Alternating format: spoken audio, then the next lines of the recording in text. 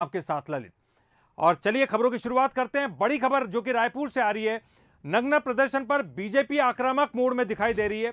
अंबेडकर चौक से राजभवन तक बीजेपी ने पैदल मार्च निकाला। अब राज्यपाल को वो ज्ञापन सौंपने की तैयारी कर रहे हैं। एससी एसटी युवाओं ने नग्न प्रदर्शन किया था और उसके बाद ही बीजेपी आक्रामक मोड पर दिखाई दे रही है। तो इस नग्न प्रदर्शन पर भी अब सियासत हो रही है और ये सियासत देखने को मिल रही है। कांग्रेस बीजेपी पर और बीजेपी कांग्रेस पर आरोप लगा रही है। और हमारे साथ इस वक्त हमारे स्टेट एडिटर आदित्य नामदेव जी जुड़ गए। सीधे उनका रुख करेंगे।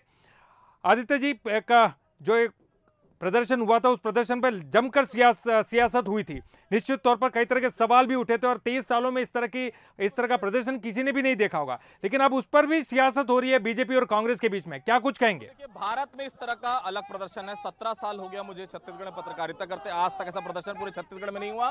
न क्योंकि छत्तीसगढ़ किसी राज्य में हुआ, माफ कीजिएगा, ना देश किसी के राज्य में हुआ। पहली बार नग्न होकर एससी एसटी के युवा जो है वो सड़क पर है। आप देख सकते हैं तमाम लोग हैं। ब्रिजमोहन जी मेरे साथ। ब्रिजमोहन जी, ये प्रदर्शन आज जो हुआ उसको किस तरह से देख रहे हैं आप? देखिए, ये नौजवान का युवाओं की हताशा और निराशा के चरम पर है और ऐसे जिसकी सरकार के राज में नौजवानों को नग्न प्रदर्शन करना पड़े, ऐसी सरकार को 1 मिनट भी सत्ता पर बने रहने का अधिकार नहीं है। क्या करेंगे सरकार को जाना चाहिए।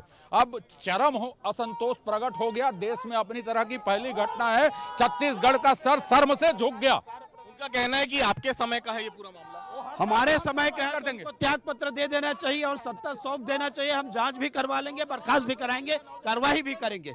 ये इतना मतलब ये निकम्मी सरकार नहीं देखे हैं कि हमारे समय के जो मुख्यमंत्री अभी बने हुए जिनकी सरकार है, ये कार्रवाई उनको करनी चाहिए और यदि उनको लगता है कि नहीं है तो उनको गद्दी छोड़ देना चाहिए। गद्दी छोड़ देना चाहिए, साफ तौर पर कहना है। शिवरतन जी भी मेरे साथ है। शिवरतन जी, किस तरह से देख रहे हैं आप लोग राजभवन जा रहे हैं? छत्तीसगढ़ को शर्मसार करने वाली घटना घटित हुई है और इस घटना के पीछे भूपेश बघेल सरकार की असफलता है, निष्क्रियता है। अगर उन युवाओं की मांग पूरी कर दी जाती, फर्जी प्रमाण पत्र से जो लोग सर्विस कर रहे हैं उनको बर्खास्त कर दिया जाता तो ये घटना घटित नहीं होती। आपने देखी मैडम आज की घटना, कहीं ना कहीं सबके लिए शर्मसार करने वाली घटना थी। किस तरह से देख रही है? देखिए, दुर्भाग्य इस प्रदेश का है कि इसमें कांग्रेस की सरकार है, ना किसी की सुनती है, ना इनको कोई कुछ चीजें दिखाई देती है। आज युवाओं के साथ जो हुआ है बड़ा दुर्भाग्यपूर्ण है। इसमें सरकार को शर्म करना चाहिए और इस्तीफा दे देना चाहिए। नेता प्रतिपक्ष जी भी हैं, वो भी मैं उनसे बात करूंगा। क्या विधानसभा में इस विषय को उठाएंगे? निश्चित रूप से उठाएंगे, जोर शोर से उठाएंगे और इस भूपेश सरकार को बर्खास्त करने की मांग करेंगे।